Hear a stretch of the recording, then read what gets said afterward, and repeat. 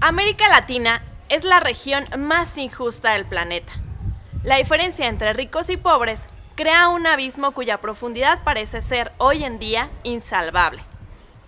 ¿Cuál es el bien común más preciado?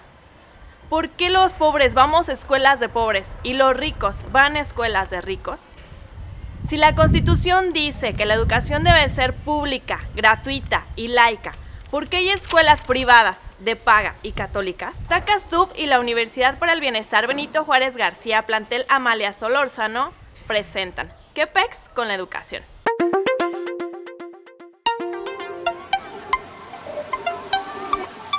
En la interrelación sociedad y educación es un hecho que es una conclusión una de la otra.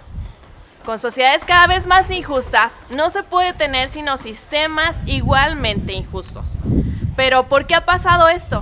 Si desde las últimas décadas la alfabetización ha llegado hasta los últimos rincones del país, entonces ¿por qué esto no se ha visto reflejado en sociedades cada vez más organizadas, con mejores sistemas de seguridad pública y con las mismas oportunidades de crecimiento para todos?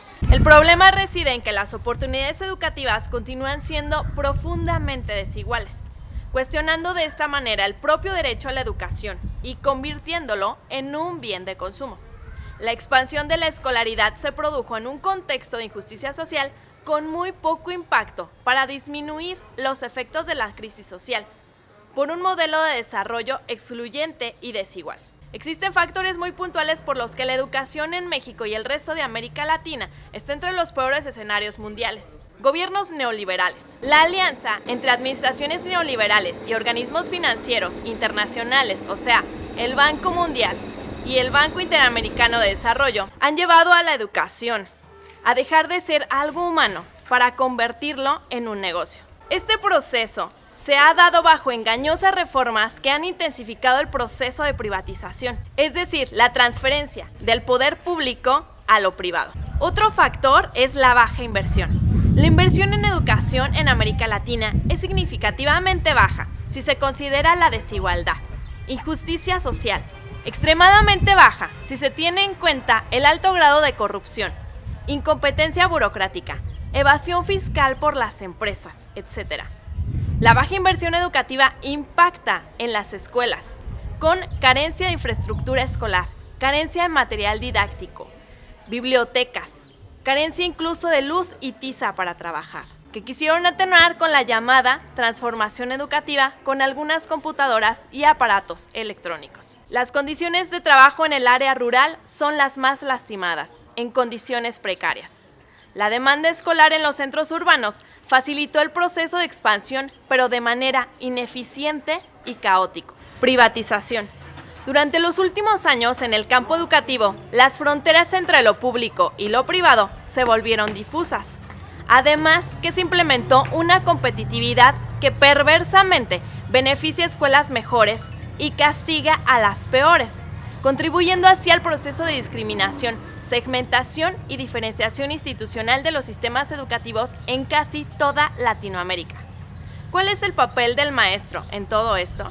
La expansión de los sistemas educativos nacionales durante la segunda mitad del siglo XX se llevaron a cabo con un déficit importante de maestros, así como una limitada oportunidad de una formación universitaria de esta profesión. A esto se le suma la ofensiva ideológica contra los docentes, figura sobre la que recae toda la responsabilidad de la profunda crisis de los sistemas escolares. Se les culpa por las pésimas condiciones de aprendizaje, las casi inexistentes oportunidades laborales, por la violencia dentro y fuera de las aulas, por la falta de participación ciudadana, en fin.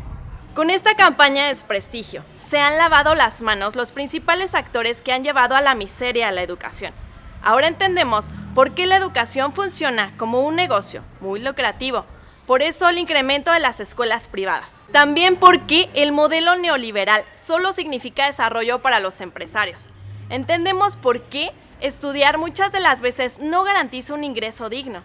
Porque a pesar de la expansión de la educación, sigue existiendo desigualdad, inseguridad, desempleo, corrupción, deserción escolar, pobreza, etc. ¿Hacia dónde va la educación latinoamericana?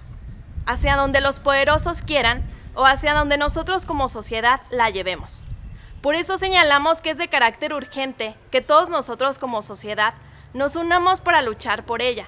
Históricamente han sido los movimientos y luchas sociales los que más han aportado para que se reconozca este derecho humano. La experiencia de la lucha y trabajo educativo de los movimientos sociales liberadores nos dicen que construir una educación igualitaria significa mucho más que la expansión del acceso a la escuela. Por lo tanto, no hay un derecho a la educación cuando es un atributo disponible solo para aquellos que puedan pagar por él.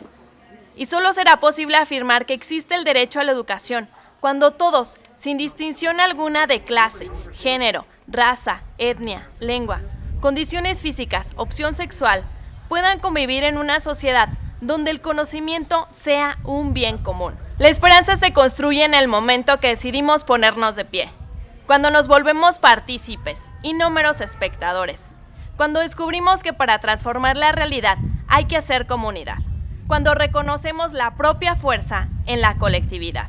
Hoy tenemos la posibilidad de unirnos para juntos construir un tipo de proyecto que lleve a que la educación sea más humana, solidaria, empática e igualitaria. Unirnos para cuidar nuestro bien común más preciado, la educación.